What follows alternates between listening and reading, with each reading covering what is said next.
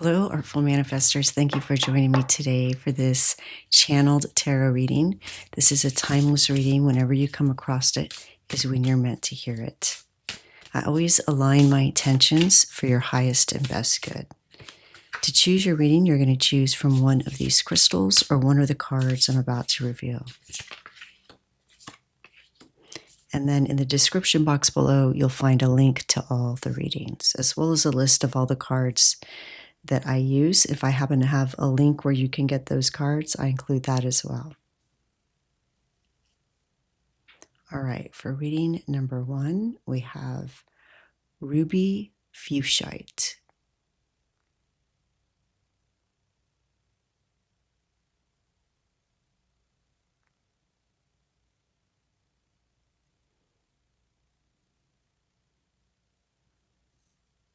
And for reading number 2, we have Amethyst.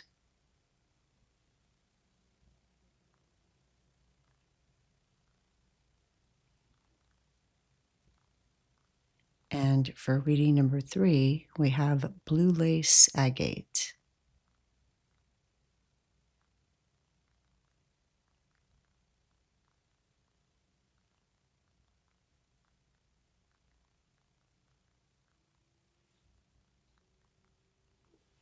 All right, let's look at the cards. For the first reading,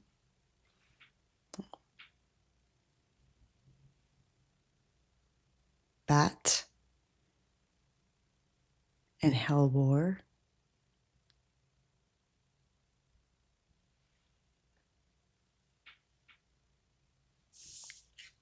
For the second reading, the Goat and Willow.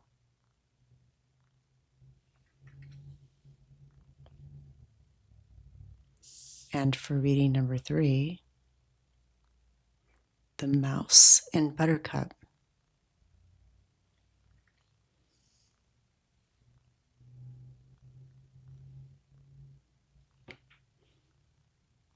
All right, let your intuition guide you. Whichever crystal or card you're most drawn to is most likely the reading meant for you. Of course, if you're drawn to more than one or even all 3, feel free to listen to more than one, as there may be additional guidance for you there.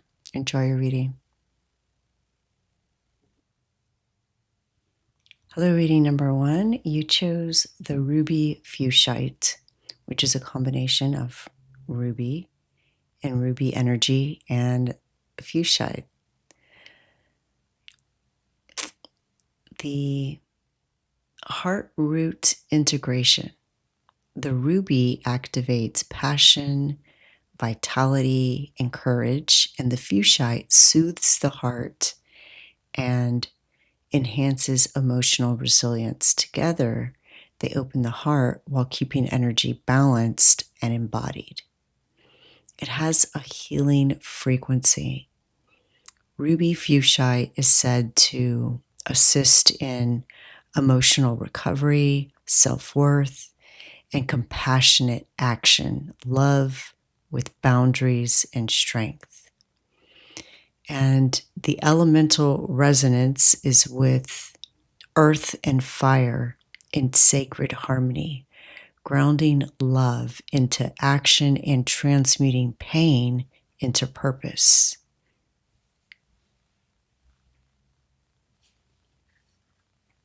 And the card that you chose, the Bat and Hellboar, it says intuition. So bats are active at night and they rely on other senses than their sight. They're associated with the subconscious mind and your inner knowing, your intuition, your inner wisdom. The hellebore is this beautiful flower it flowers in the winter, and just like you see it here, it kind of turns downward like a cup being poured out. So it's like a outpour of your emotions. So together, this bat and hellebore are asking you to trust your gut. right, let's find out more.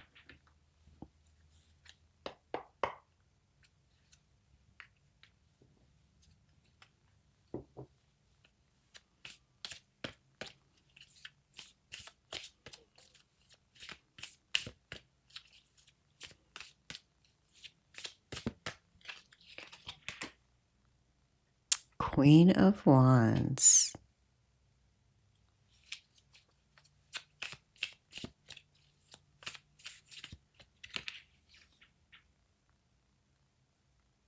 Five of Athame.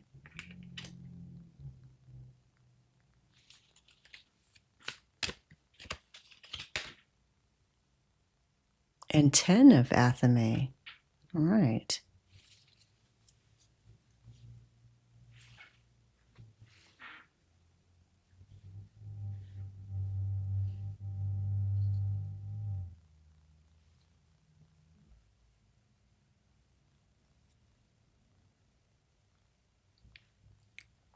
All right. I love that we're talking about passion and we get the Queen of Wands. This card, however, is coming up in the position of trusting your intuition, trusting your gut. And what the Queen of Wands is passion, yes, but it's channeling and acting. She's the embodiment of intuition and action, of living from your inner flame without apology, without hesitation. When she appears in response to this question, how can you learn to trust your gut more, your intuition more? She's reminding you that intuition is not a quiet whisper meant to be doubted.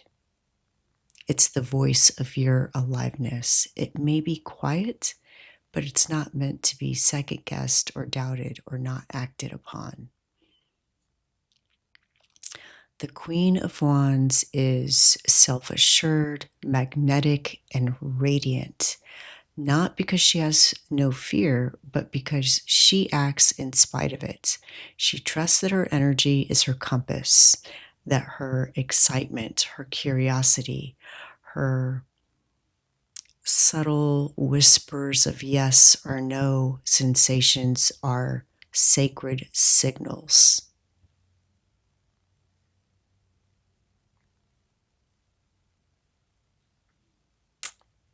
And usually we'll see a black cat. I don't see one in this image. If you see it, let me know in the comments. Usually with the Queen of Wands, we see a black cat, and her companion represents instinct, that unseen ally who senses before the mind knows. So to embody her, you must learn to listen to the cat, not the crowd. It goes so well with the bat.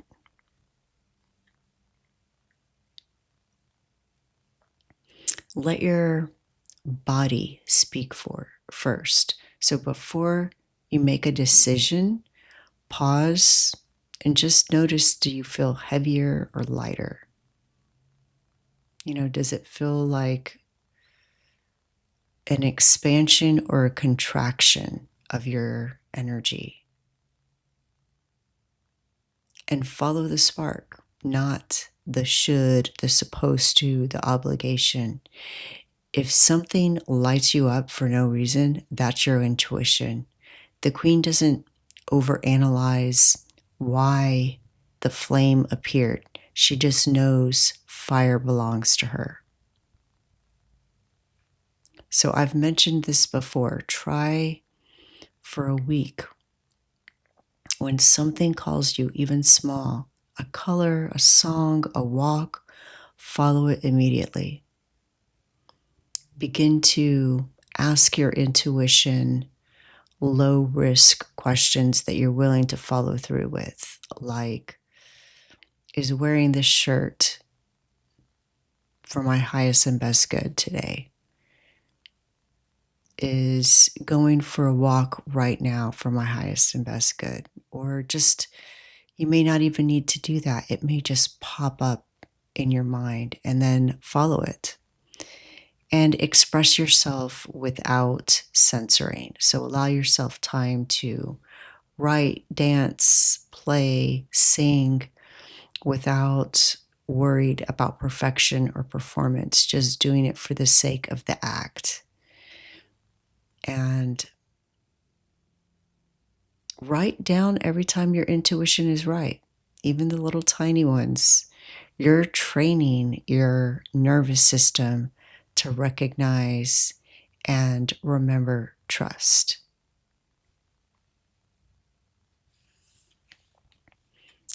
And the 5 of Athame, is about how you can open your heart while keeping your energy balanced and grounded. So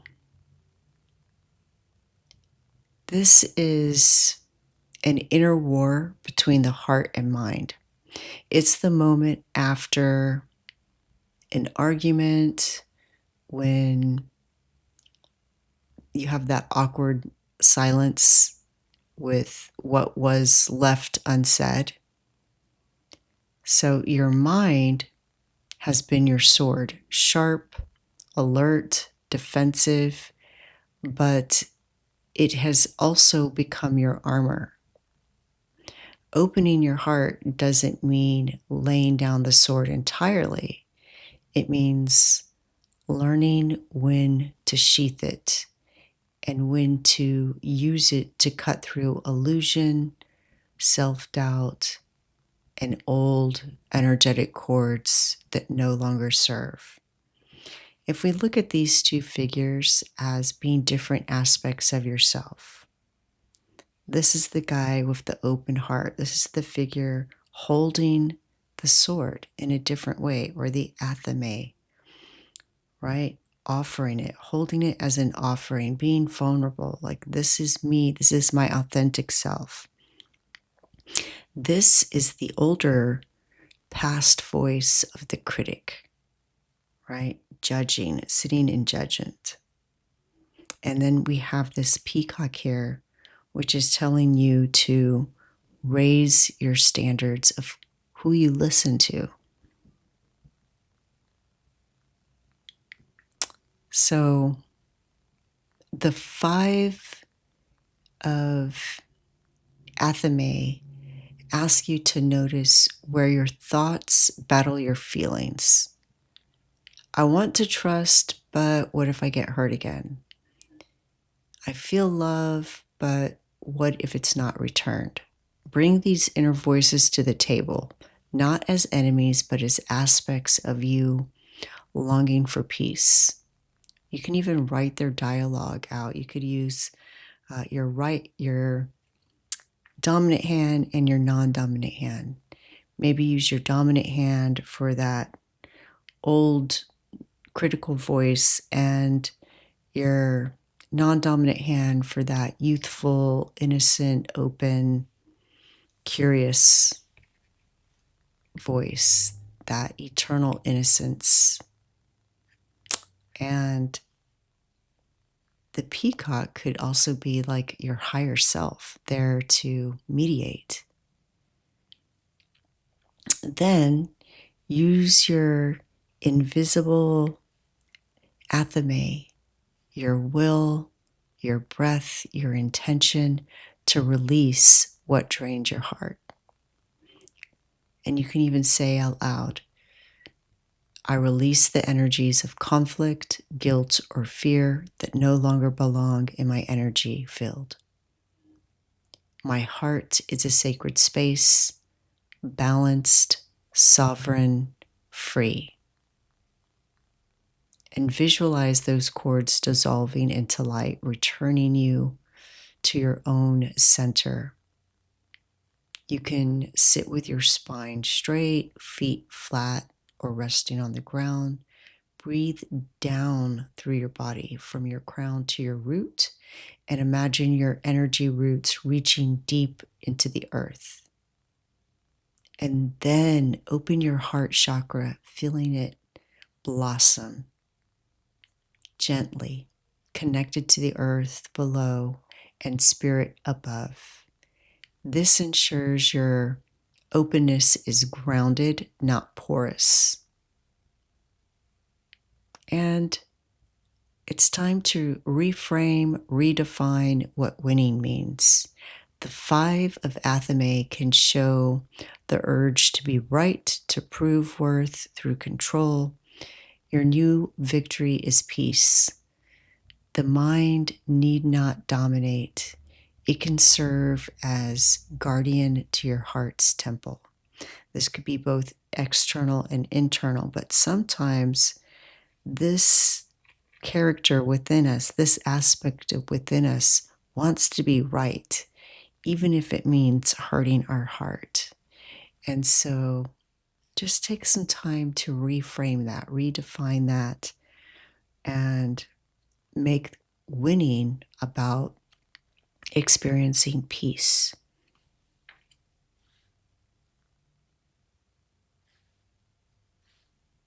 All right, and then you have the 10 of Athame. Something's coming to a completion. So you're very close. These are just little tweaks. This is the alchemy of endings and rebirth. So this is how you can transmute pain into purpose. It is speaking to the deepest medicine of surrender and transformation. This is the point where the old story can no longer be sustained. I love that it's coming after this card. It's the exhaustion after fighting battles, internal, ancestral, emotional, until every sword, every Athame has done its work of cutting illusion. Here, the mind can no longer fix what the soul has already outgrown.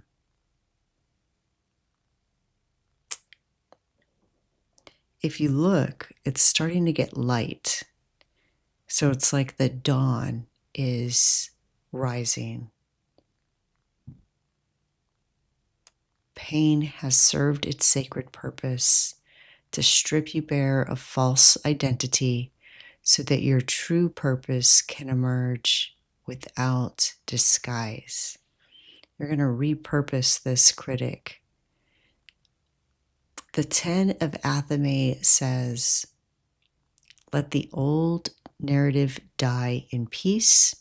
Let your scars become your sigils, and let what once pierced you now become the tool that awakens others. So honor the death before demanding rebirth. Thank that critical aspect for protecting you, and let it rest now. Let it retire and replace it with a more nurturing, authentic, truer version of you. Allow yourself to acknowledge what is truly ended, a version of you, a belief, a pattern, a wound you no longer need to carry. Write it down, bless it, and burn it. Say, I release the pain that once defined me. I now claim the wisdom it left behind. And these Athame, these swords, they're the element of air. So extract the meaning, not the memory. It's like keeping the wisdom, right? The lesson, but not replaying the narrative, not retelling the story. The swords, the athame, they represent thoughts, perceptions, stories, and you transmute pain by retelling the story through the eyes of the survivor, the healer, the witness, not the victim. And that's how you extract the wisdom from it. What did this experience teach you about compassion? What gift did it awaken in you that you now share with others? Think of every tear as ink, every scar is pigment. Paint, write, sing, share, guide from a place where pain once lived, but infuse it with the wisdom you've earned. Let art be your alchemy, turning agony into archetype, heartbreak into medicine. Ground the new identity. After transformation, the body must re-anchor. Walk barefoot on the earth. Breathe into your spine. You know, I recently saw something that said, if you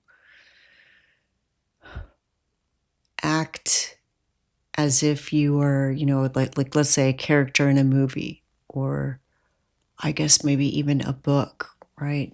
Someone that you truly admire, that you think you wish you could be like them. If you could act like them for 72 hours, then your old self basically just kind of disappears. And so that's what you're being called to do, is to act like this, like your higher self, instead of the critic, which is a learned voice. So if you were your higher self, act like your higher self for 72 hours and see how that transforms you. And that's going to ground you into your new identity. Walk barefoot on the earth. Breathe. Breathe in source. Wow, so powerful. Such a powerful transformation and an awakening of your intuition, or a leveling up of your intuition. It's just a little tweak to cut that last cord tying you to this inner critic. Reading number 1, really excited for you. Please let me know how this resonates. I love to read your comments, and I'm wishing you the best. The light in me sees the light in you. Thank you. Bye. Hello, reading number 2. You chose the Amethyst. Amethyst awakens to the divine mind. It opens the crown chakra, connecting your consciousness to higher frequencies, the realm of intuition, guidance, divine knowing. It clears the mental fog and quiets overthinking, and attunes your awareness to subtle messages. It feels like you begin to remember rather than you're trying to find. Remembering your divine nature, your purpose, and your connection to all that is. And amethyst is the stone of alchemy. It transmutes dense, chaotic energy into serenity and order. Fear becomes faith, confusion becomes clarity, and attachment dissolves into trust. It teaches the art of surrender without loss, the ability to let energy transform rather than resist. Amethyst was once worn by ancient priests and oracles, believed to protect the spirit during ritual and dream. Its frequency repels energetic intrusion and psychic interference, forming a gentle, luminous shield around your aura, a boundary made of peace, not fear. This protection allows sensitivity without overwhelm. A grounded mystic's shield. It's like seeing the whole picture without being overcome by the details of it. And the name Amethyst, it's not amethyst, it's an ancient name. Amethystos means not intoxicated. This is both literal and spiritual. The stone purifies the emotional body and clears addictive patterns to substances, people, and even thoughts. It calls you back from illusions and extremes, teaching moderation and inner calm. It steadies you so that visions and intuition can be received with clarity rather than distortion. And with the assistance of Amethyst, dreams become messages rather than noise. So if you want to sleep with Amethyst near you, it can help bring clarity to those dreams and open channels between waking and sleeping worlds, helping you interpret symbols, connect with guides, and receive intuitive insight while you sleep. Amethyst's true power lies in refinement. It refines every vibration, fine-tuning it. It touches, polishing the raw stone of your human experience into a crystal of spiritual clarity. You begin to sanctify your human experience rather than trying to escape it. All right, and the card that you chose, the goat and the willow. Goats are animals that can climb to great heights. They can overcome obstacles easily. They jump, they leap, they stand on these tiny little ledges with ease. And willow, according to the ancient Greeks, guarded the door to the underworld. It is a symbol of loss, bereavement, sorrow, grief. So you may have felt a loss, whether this was a person, a relationship. Maybe it felt like a misstep. They're showing me a goat climbing and maybe taking a misstep. But you know what? They always find their way. I mean, you see them at great heights and you're finding your way too. This card is telling us that you may encounter losses and obstacles, but you're going to be able to overcome them. All right, let's find out more about that.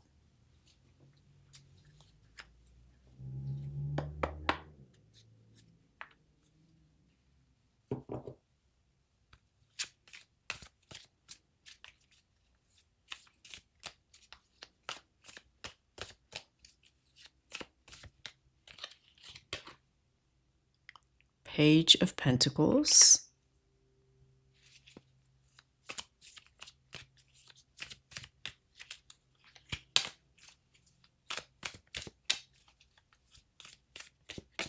Oh, that one flew out. The Wild Hunt.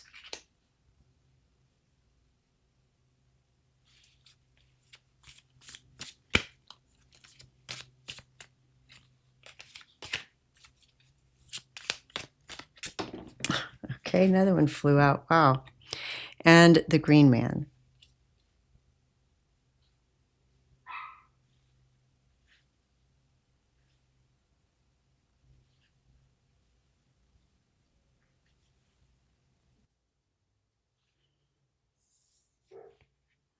All right.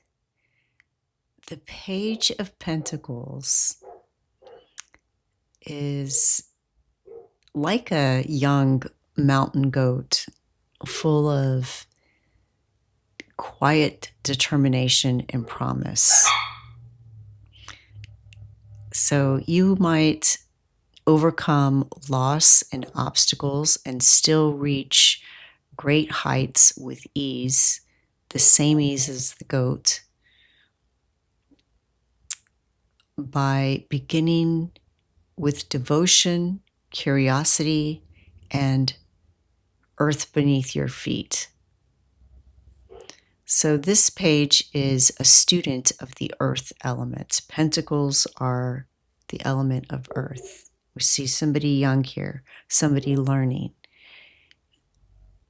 They're grounded, patient, and open to learning from every rock and root along the way. Just like these goats probably learn paths that they climb over and over again. And they learn by climbing different mountains, different trees.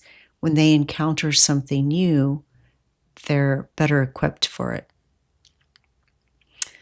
So he's not leaping to the summit in a single bound. Instead, he studies the terrain, listens to the wind, and takes one sure-footed step after another.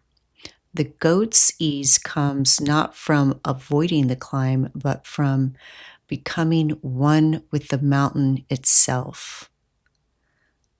Likewise, your path through loss is not about forcing ascent. It's about learning the rhythm of resilience. Every rock is a teacher. Every stumble is a clue. Every seed you plant becomes your new beginning.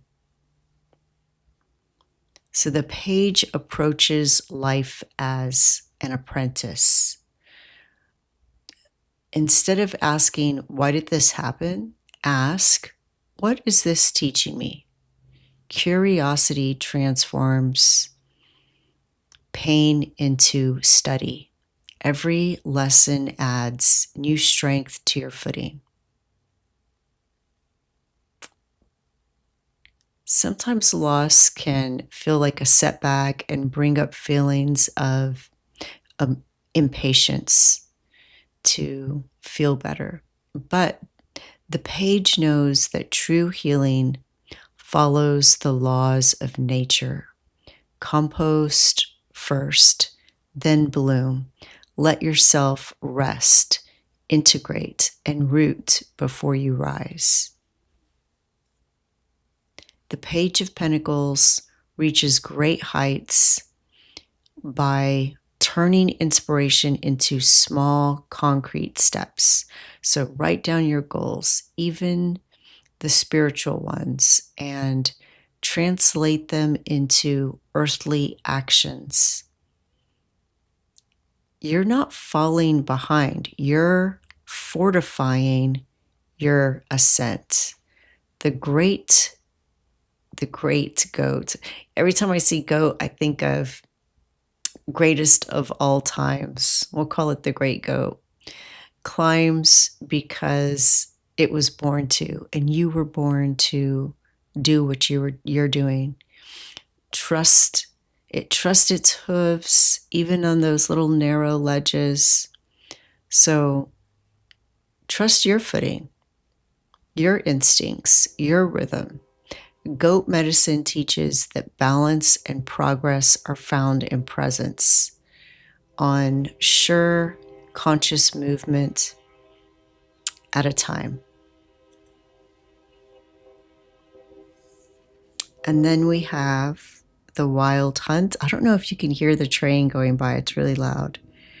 But it matches the image on this picture, this like thunder and roar.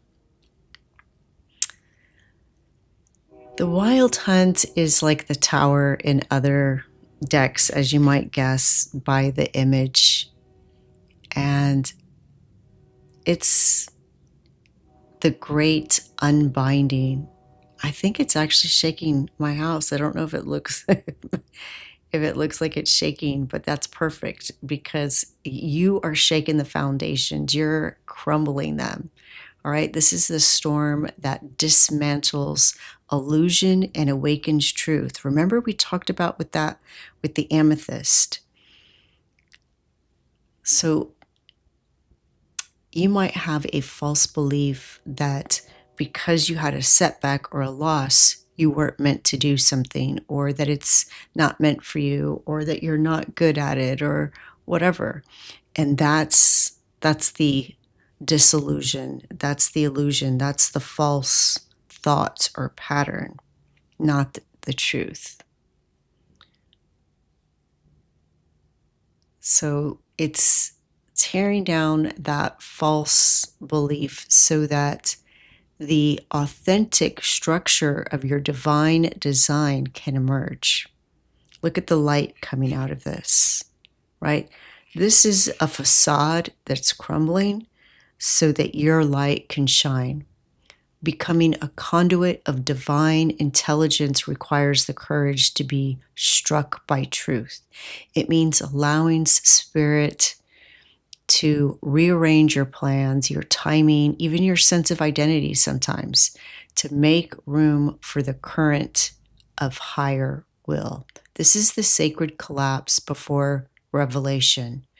The lightning bolt is not punishment, it is initiation.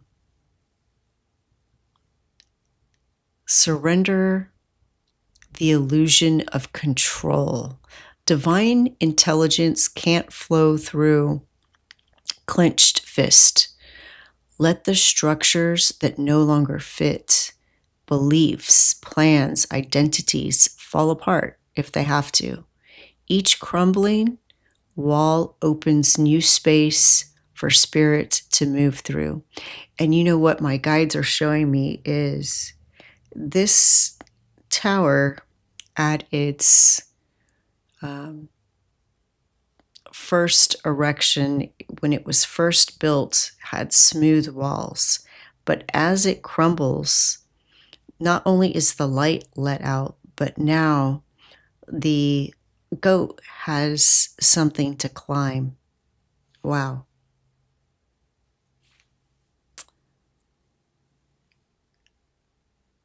This is divine reconstruction.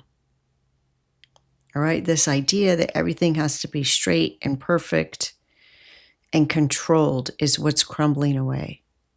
It's okay if sometimes things are a little bit messy and organic. That's how life's supposed to be. So the tower it still in a way withstands lightning, right? Which is being grounded. Strengthen your vessel, tend your body, eat well, rest, walk barefoot, and become a clear channel that is also rooted. So you want to make sure that your nervous system is not burnt out or brittle or frayed, so that you can download celestial frequency. And then trust your intuitive downloads, even when they disrupt logic or they disrupt what the world believes. Sometimes the lightning comes to make you visible, to ignite your role as a beacon. Where you once hid, divine intelligence now asks you to shine without censorship. Truth wants expression through your voice, through your words, through your movement, how you dress, your presence. Amazing. And then we have the green man. I love this. This would be the full in other decks. And the way that you can lift all energy that enters your field of energy to its highest expression is by remembering that all energy, even heavy and shadowed, seeks renewal, and you are the garden through which it can grow. The green man is pure life force, unguarded, spontaneous, and deeply attuned to nature's rhythm. He doesn't filter or judge what enters his field. He alchemizes it by staying in harmony with the living pulse of the earth. All right, when you're trying to hold this crumbling tower together, you get knocked over easily. But when you stay grounded and centered in your truth, your inner light, that's how you're able to raise the energy of others. It's laughing at the wind, letting rain baptize you, dancing with uncertainty, knowing that all energy, when met with your presence, transforms into growth. So to lift energy to its highest expression, you do what the green man does. Root in wonder, respond with innocence, and let life flow through you instead of around you. And I can hear somebody asking, what does respond with innocence mean? It means without suspicion, right? Keeping your light pure. Wow. Honor the cycles. Bloom, decay, rebirth. Sometimes lifting energy means letting it complete its course, not forcing perpetual positivity. Even positivity can be toxic. Your presence becomes healing when you allow life to unfold naturally, organically. Nature doesn't label energy as good or bad. It simply is. To lift energy, greet it without judgment. Again, that innocence, without judgment, without suspicion. It's like I see you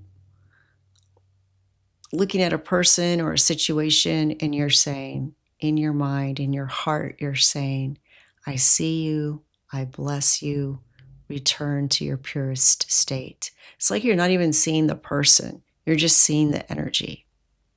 You're seeing the wound and the energy, that residual energy that wound created. And you're just blessing it to return to its purest state because it didn't start out that way, right? And then it's a cycle. This act of witnessing without resistance purifies what you touch. And remember that joy is not frivolous. It is transmutational magic. Laughter, movement, dance, song, creativity. These are frequency shifters. When you meet lower energies with lightheartedness, you remind them of their original vibration, which is love. Wow. It's like you're just becoming pure love. Reading number 2, amazing. Please let me know how this resonates. I'd love to read your comments, and I'm wishing you the best. The light in me sees the light in you. Thank you. Bye. Hello, reading number 3. You chose the blue lace agate. Blue lace agate is tranquility of mind and spirit. It carries the frequency of calm communication and inner stillness. It soothes anxiety, cools fiery emotions, and helps the mind release its grip on control. It teaches that clarity is born from gentle flow rather than force. When you hold or wear blue lace agate, it's as if the wind itself exhales through you. Tension melts, words soften, and peace expands. And this stone harmonizes the throat chakra, allowing truth to move through you without fear or defensiveness. It supports honest yet compassionate communication, speaking truth without sharpness, listening without absorbing pain. Blue lace agate's vibration is like the rhythm of gentle waves. It stabilizes emotional turbulence, easing grief, fear, or overwhelm. It can slow the heart rate, deepen the breath, and bring awareness back to the body. As a stone of air and ether, blue lace agate opens channels to higher guidance. It clears psychic clutter and allows subtle messages from your higher self, ancestors, or angelic allies to reach you in purity. Unlike stones that create rigid barriers, blue lace agate creates permeable light fields, boundaries based on ease rather than defense. It allows love and empathy to flow while filtering out chaos and drama. My guides are showing me a teacher, an older teacher who might seem frail and might seem like an easy target for kids to act up or try to manipulate or bully. But there's something so genuine and loving and peaceful about this teacher's energy that the kids have total respect for them, and there's no issues in that classroom. That's the kind of teacher that blue lace agate is. And I love that it matches our card. And it restores this kind of innocence that this card is also talking about. You see how it's card number 0? It's like the Fool in tarot. This is an oracle card, the mouse and buttercup, and it says innocence on it. It's about beginning a journey, beginning a new chapter in your life, and to remember that you don't have to have all the answers right now. You're going to adapt just like a mouse does and figure it out along the way. So think of a little mouse taking a journey, traversing ground they've never covered, never seen, but figuring it out, finding what to eat, finding places to sleep, finding shelter when they need it. That's you. You're going to figure it out. So let's find out more about that. I'm so excited for you.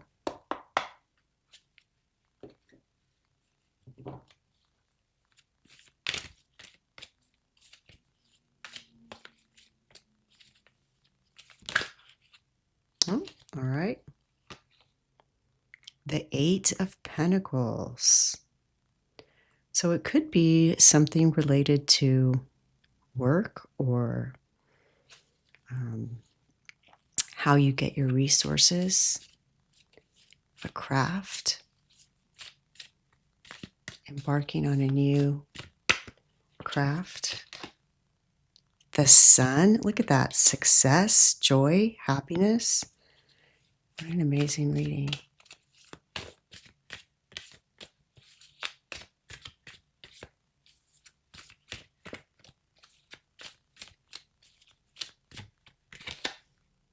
And the Lord of Shadows. Wow, 2 major arcana. This is a huge pivot, a huge next chapter.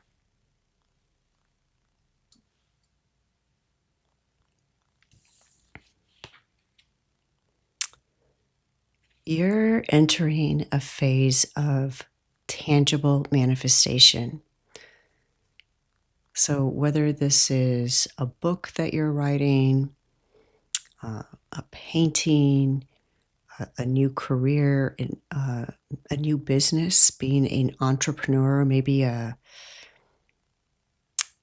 online business, a class you're offering, a practice, you're now refining the details. So you're not dreaming about it, you're not planning it, you're not sketching blueprints, you're building. You're bringing form into vision. Each small act, editing, painting, writing, speaking, teaching, carries the vibration of your soul. This is where art becomes altar. Every act is like a prayer. It's like you're practicing, but there's a devotion to it. Devoted creation. The Eight of Pentacles is the student who has outgrown teachers, but still honors the learning. You're stepping out on your own. You are now guided by your inner master, your higher self, who teaches through repetition, observation, and presence. Mistakes aren't failures now. They're sacred feedback loops shaping excellence. And this card roots spirit into matter. It asks you to make your spiritual gifts practical, offerings the world can touch, experience, or learn from. It's about consistency, reliability, and devotion to the craft of your calling. Your magic will be known by its results, not its reach, but how much it impacts.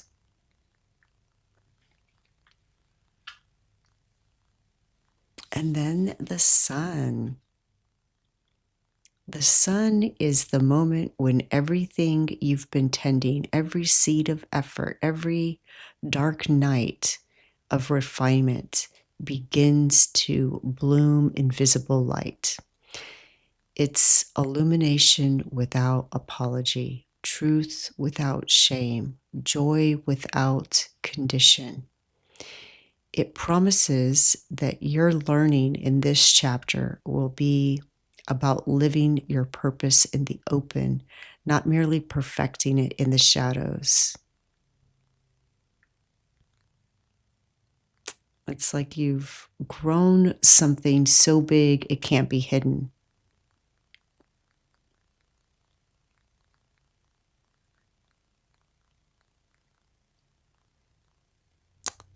The sun teaches that the highest form of skill is pleasure in the doing.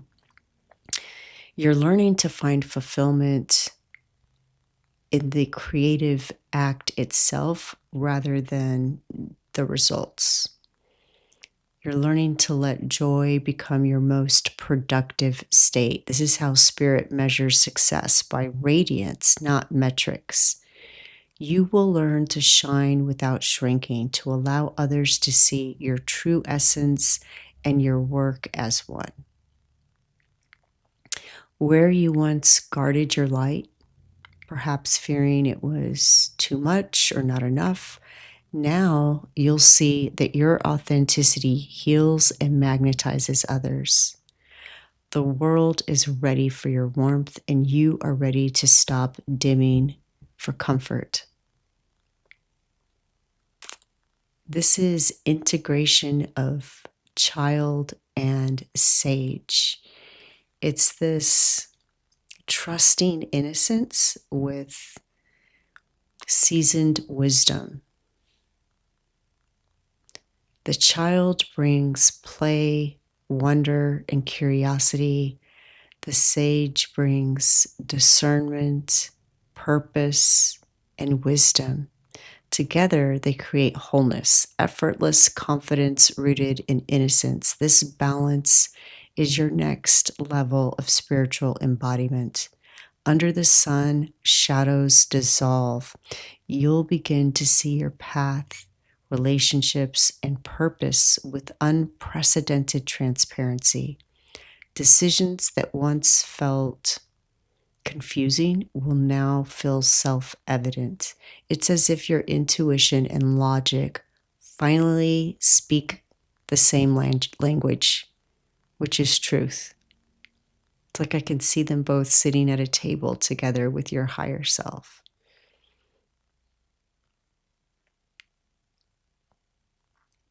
And then, speaking of shadows, we have the Lord of Shadows. This is releasing the fear of your own becoming, stepping out of the shadow with innocence and wisdom. You're no longer standing at the wishing well, wishing for something to happen. You're manifesting it. You're creating it. You're not waiting for something to happen.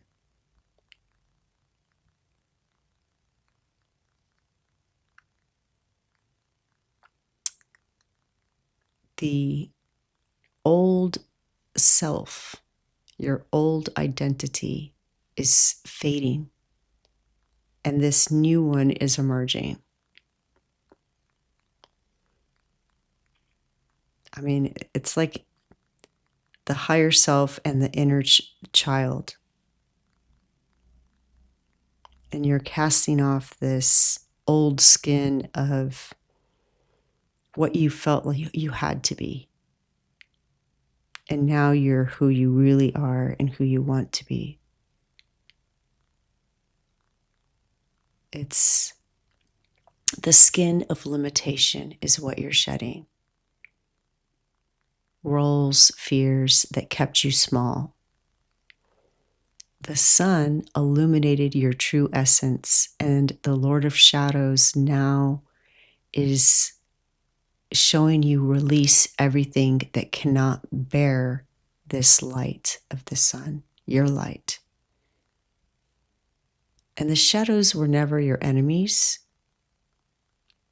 and now they're your compost, fertile ground for your rebirth.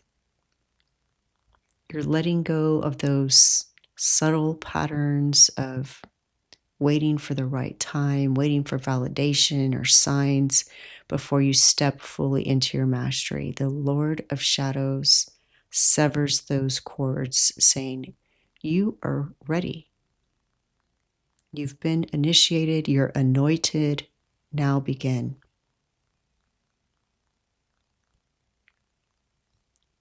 So this shadow, the voice that questions your worth, your readiness, your light, it served its purpose.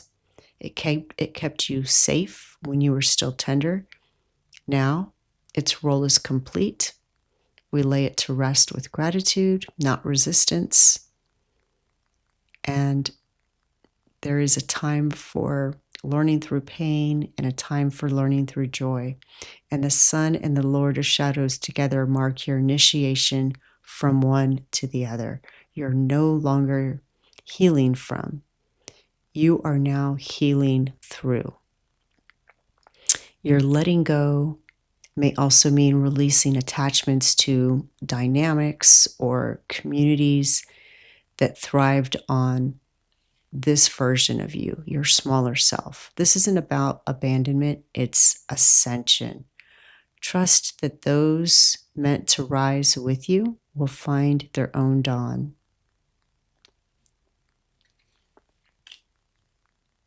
Wow, this is huge, and I'm so excited for you. This next chapter is exciting, but it's a mature excitement where you aren't facing your fears. It's almost like you're fearless because you're like this mouse that just has complete trust that everything will work out, because everything is going to work out. It doesn't mean that there won't be any obstacles or challenges. It means that you have the tools to figure it out and to adapt and overcome and succeed and be happy. Be happy in your work. Enjoy what you do, whatever it is that you're crafting in this chapter of your life, and to experience the luminous joy of the sun. So excited for you. Reading number 3. Please let me know if this resonates. And as always, I'm wishing you the best. The light in me sees the light in you. Thank you. Bye.